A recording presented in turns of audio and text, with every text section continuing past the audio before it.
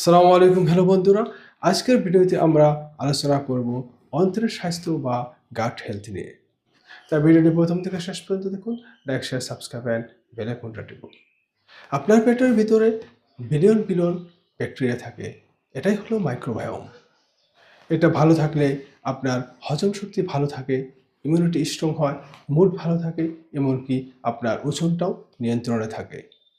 তাই আপনার গাট হেলথকে ভালো রাখার জন্য আপনি প্রত্যেকদিন 30 গ্রাম করে ফাইবার খান। এটাই আপনার উপকারী যেগুলো ব্যাকটেরিয়া আছে, এই ব্যাকটেরিয়াগুলোকে খাবার দেয় আর প্রদাহ কমায়। তাই আপনি পালং শাক, ক্যালো, ডাল, ওটস, অ্যাভোকাডোস এগুলো আপনি বেশি করে খান। আর আপনি প্রাকৃতিক প্রোবায়োটিকের জন্য ফার্মেন্টেড খাবার খান। এগুলোতে জীবিত ব্যাকটেরিয়া থাকে, তাই সরাসরি অন্ত্রে গিয়ে সাহায্য করে। তাই আপনি দই, কিমচি, কম্বোসা এগুলো আপনি বেশি করে খান। প্রসেস ফুড যেমন চিপস, সোডা, প্যাকেটস আর স্ন্যাক্স একদমই কমান।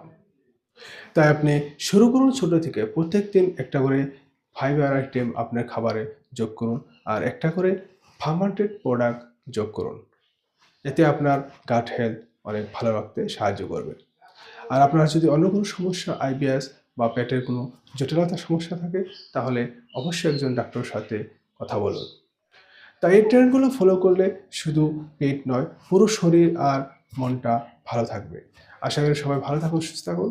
নেক্সট ভিডিওতে আবার দেখা হবে। আজকের জন্য বিদায় নিচ্ছি। ধন্যবাদ।